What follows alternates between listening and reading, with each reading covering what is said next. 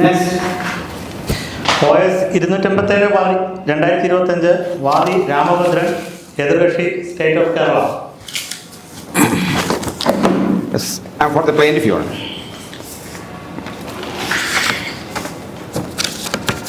Sir, സർക്കാർ ജീവനക്കാരുടെ DA കുടിശ്ശികയുമായി ബന്ധപ്പെട്ട് വളരെ ദാരിദ്ര്യത്തിലും ബുദ്ധിമുട്ടിലും കഴിഞ്ഞു വരുന്ന സർക്കാർ ജീവനക്കാരൻ്റെ ഒരു ഹർജിയാണ് സാർ ഇപ്പം ബഹുമാനപ്പെട്ട കോടതിയുടെ മുമ്പിൽ നിൽക്കുന്നത്.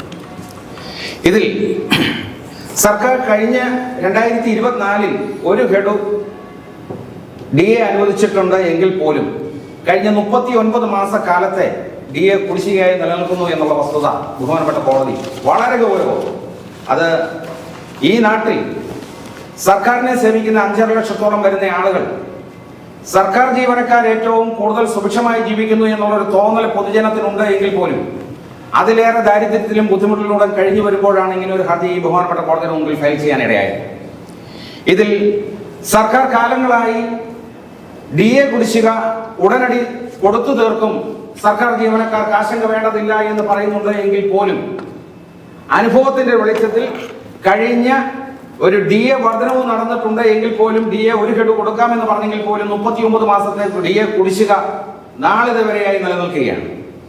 എൻ്റെ കക്ഷിയുടെ മകളുടെ വിവാഹത്തിന് ഈ നാട്ടിൽ സർക്കാരിനെ സേവിക്കുന്ന ഒരു സേവകന്, സർക്കാർ ജീവനക്കാരന് ഈ നാട്ടിൽ പണത്തിനായി കേഴേണ്ട ഒരു ഗതികേടിലാണ് സാർ എൻ്റെ കക്ഷി നിൽക്കുന്നത്.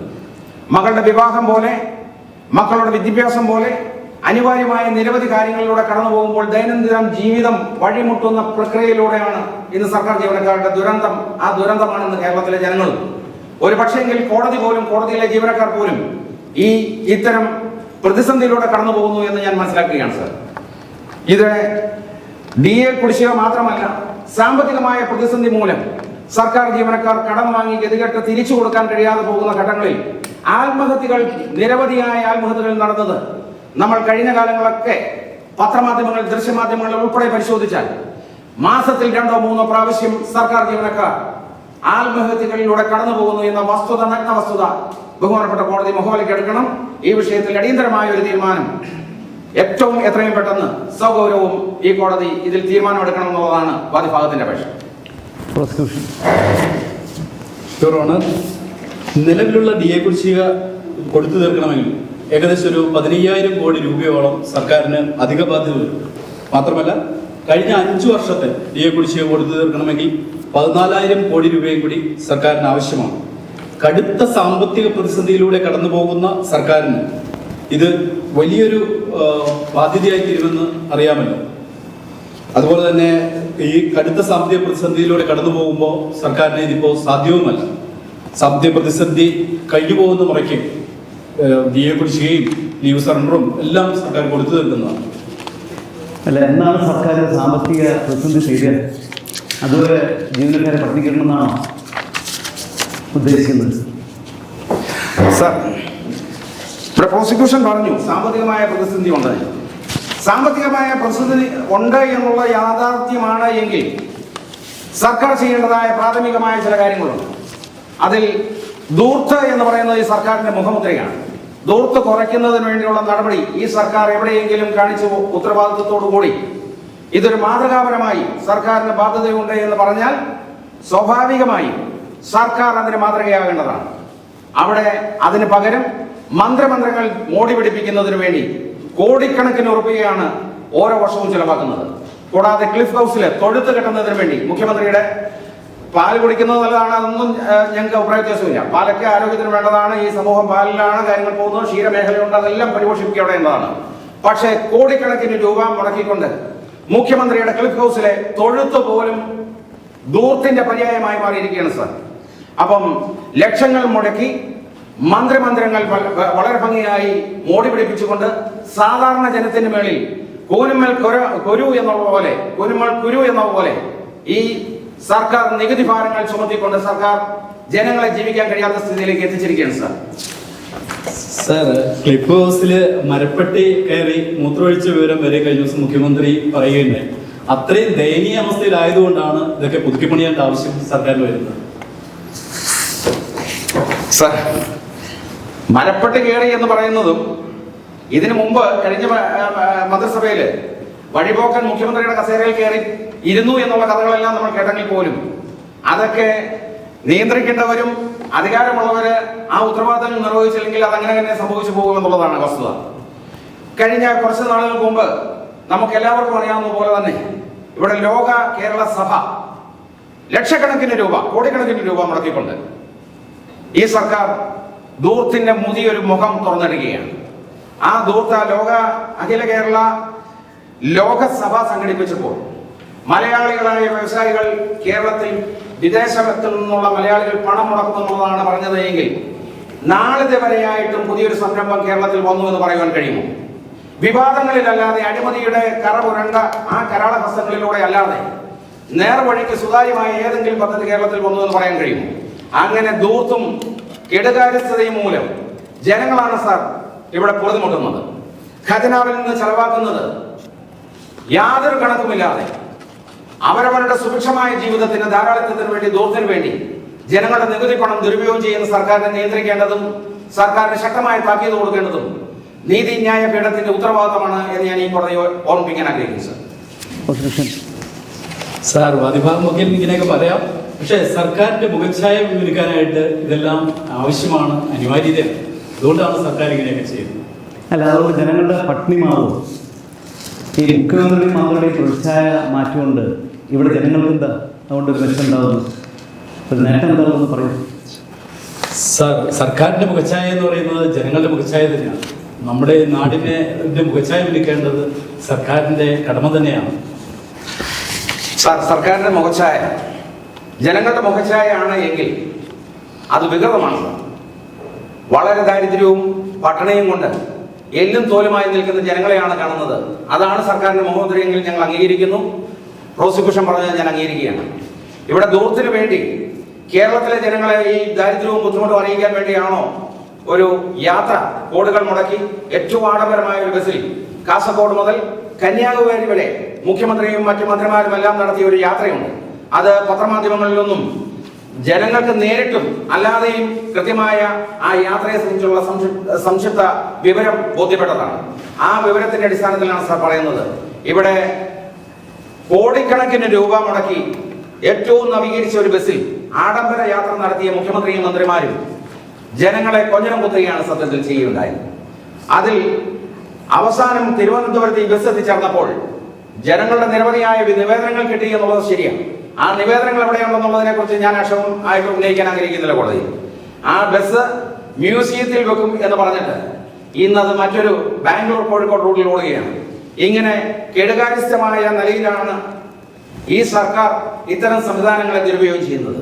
സെക്രട്ടേറിയറ്റിൽ ഇരുന്ന് ജോലി ചെയ്യേണ്ട ഇവർ കേരളം മുഴുവൻ ഉല്ലാസയാത്ര നടത്തി എന്നുള്ളതല്ലാതെ ജനങ്ങളുടെ നികുതി പണം കൊണ്ട് ജനങ്ങൾക്ക് ഗുണകരമാകുന്ന ഏതെങ്കിലും കാര്യങ്ങൾ, കേട്ട ദാരിദ്ര്യത്തെക്കുറിച്ചും ബുദ്ധിമുട്ടിനെ കുറിച്ചും മുഖ്യമന്ത്രിയോ മന്ത്രിമാരോ അതിനുശേഷം യാത്ര പര്യവസാനിച്ചതിന് ശേഷം ഏതെങ്കിലും ഫയലിൽ ഒരു തീരുമാനം നടന്നു അല്ലെങ്കിൽ എടുത്തു എന്ന് പറയാൻ കഴിയുന്ന തീരുമാനം പ്രോസിക്യൂഷൻ ഉണ്ടെങ്കിൽ ഹാജരാക്കട്ടെ.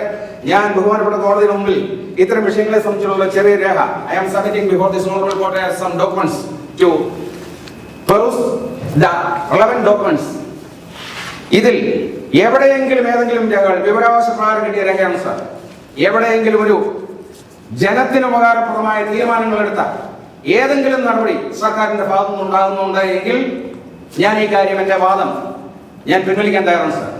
വിവരാവകാശ നിയമം അനുസരിച്ച് ലഭിച്ച ഈ രേഖകളിൽ ഒരിടത്തും ജനങ്ങൾക്ക് വേണ്ടുന്ന, ജനങ്ങളെ കേട്ട സർക്കാർ, ജനങ്ങൾക്ക് വേണ്ടി എന്ന് പറയുന്ന സർക്കാർ ഈ ആഘോഷയാത്ര നടത്തി, ഉല്ലാസയാത്ര നടത്തി ജനങ്ങളിലേക്ക് ഇറങ്ങിച്ചെന്ന് അവരുടെ ദാരിദ്ര്യം കണ്ട്, അവരുടെ ദാരിദ്ര്യവും ബുദ്ധിമുട്ടും കണ്ടിട്ട് സുഖിച്ച് ആഘോഷിച്ച് മറ്റൊരു മാനസികാവസ്ഥയിൽ തിരുവനന്തപുരത്ത് എത്തി ഇത് അവസാനിപ്പിച്ചു എന്നുള്ളതല്ലാതെ ജനങ്ങൾക്ക് ഗുണകരമായ ഒരു നടപടിയും സ്വീകരിച്ചില്ല എന്നുള്ളത് ഈ കോടതിയിൽ സബ്മിറ്റ് ചെയ്തിരിക്കുന്ന രേഖകൾ പ്രകാരം ബോധ്യമാകുന്നു. പ്രോസിക്യൂഷൻ ആ കാര്യത്തെ സംബന്ധിച്ച് എന്തെങ്കിലും പറയാനുണ്ടെങ്കിൽ പറയട്ടെ.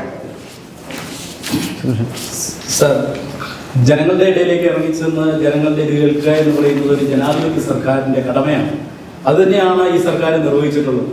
ജനങ്ങളുടെ ഇടയിലേക്ക് കയറി ചെന്ന് അവരെ കേൾക്കാനും അവരെ ശ്രമിക്കാനും അവരുടെ പ്രശ്നങ്ങൾ മനസ്സിലാക്കുവാനും ഈ സർക്കാർ ശ്രമിച്ചു എന്ന് പറയുന്നതാണ് സത്യം. അതിനുമേ അങ്ങനെ പോയ സമയങ്ങളിലുള്ളിൽ ജനങ്ങളുടെ നിരവധി പ്രശ്നങ്ങൾക്ക് പരിഹാരം കണ്ടെത്തുവാനും അവരുടെ കാര്യങ്ങളിൽ ഇടപെടുവാനും സർക്കാരിന് സാധിച്ചു എന്നുള്ളത് സത്യമാണ്. അത് സംബന്ധിക്കുന്ന ഡോക്യുമെന്റ്സ് ഞാൻ അങ്ങയുടെ മുൻപാകെ സമർപ്പിക്കുന്നു. ഞങ്ങൾക്ക് എത്രയും കോർപ്പറേഷനുള്ളത് ഉണ്ടായില്ല നോക്കണം. ഈ ഫയലുകൾ കെട്ടിക്കിടക്കുന്നുണ്ടെങ്കിൽ അതിന് ഉത്തരവാദി സർക്കാർ തന്നെയല്ലേ? പിന്നെ അതാത് ജില്ലാ ഓഫീസേഴ്സ് അധികാരികൾ ചെയ്യേണ്ട പ്രവർത്തനത്തിന് എന്തിനാണ് ഈ മുഖ്യമന്ത്രി മന്ത്രിമാരും പറഞ്ഞ് തിരിച്ചിരിക്കുന്നത്? അങ്ങനെ പറയുന്നതിൽ എന്ത് യുക്തിയാണുള്ളത്? സാർ, കേരളത്തിൽ എത്രയധികം കോർപ്പറേഷനാണുള്ളത്? നമ്മൾ ഒരു അക്കാഡമിക് സെക്കിന് ഇത് പരിശോധിച്ചാൽ നിരവധി കോർപ്പറേഷനുകൾ നമ്മുടെ സംസ്ഥാനത്തുണ്ട്. ആ കോർപ്പറേഷനുകളുടെ പ്രവർത്തനം കൊണ്ട് ജനങ്ങൾക്ക് ഏതെങ്കിലും ഗുണകരമായ കാര്യങ്ങൾ ഈ കോർപ്പറേഷനുകൾ ജനങ്ങൾക്ക് വേണ്ടി ചെയ്തിട്ടുണ്ട്. ഇവിടെ കൃഷി മേഖലയുമായി ബന്ധപ്പെട്ട്, കാർഷിക മേഖലയുമായി ബന്ധപ്പെട്ട്, മറ്റ് മേഖലകളുമായി ബന്ധപ്പെട്ട്, വ്യവസായവുമായി ബന്ധപ്പെട്ട് നിരവധിയായ കോർപ്പറേഷനുകൾ രൂപീകരിച്ചിട്ടുണ്ട്. ഈ അധികാരം കിട്ടിക്കഴിഞ്ഞാൽ സ്വാഭാവികമായും സ്വന്തം പാർട്ടിക്കാർക്കും ഘടകകക്ഷികൾക്കും വീതിച്ചു കൊടുക്കുവാൻ വേണ്ടുന്ന സ്ഥാനമാനങ്ങൾക്ക് വേണ്ടി രൂപീകൃതമായ സംവിധാനങ്ങളാണ് കോർപ്പറേഷൻ എന്നുള്ളതാണ് നമുക്ക് ഈ അനുഭവത്തിൽ നിന്നും ബോധ്യപ്പെടുന്നത്. അവിടെ കോർപ്പറേഷനുകളുടെ ഉത്തരവാദിത്വം കാർഷിക മേഖലയാണെങ്കിൽ ആ മേഖലയിലെ ഉൽപ്പന്നങ്ങൾക്ക് മൂല്യവർദ്ധിത ഉൽപ്പന്നങ്ങളാക്കി മാറ്റിക്കൊണ്ട് അവരുടെ ഉൽപ്പന്നങ്ങൾക്ക് ന്യായമായ ഒരു വില നൽകിയാൽ സാധാരണക്കാരായ കർഷകരുടെ ജീവിത നിലവാരം മെച്ചപ്പെടില്ലേ സാർ? ഇവിടെ ഏതെങ്കിലും കർഷകൻ പട്ടിണിയില്ലാതെ ബുദ്ധിമുട്ടില്ലാതെ കഴിഞ്ഞുകൂടാൻ കഴിയുന്ന ഒരു സന്ദർഭം ഏതെങ്കിലും കാലഘട്ടത്തിൽ ഉണ്ടാകും? സർക്കാരുകൾ കാലങ്ങളായി മാറി വരുന്നുണ്ട്. കോർപ്പറേഷനുകളിലും പുതിയ മുഖങ്ങൾ അവരോധിക്കപ്പെടുന്നുണ്ട്. ഇത്തരം സന്ദർഭങ്ങളിലൊക്കെ തന്നെയും കോർപ്പറേഷൻ ജനങ്ങൾക്ക് വേണ്ടി എന്തെങ്കിലും ചെയ്യുന്നുണ്ടോ?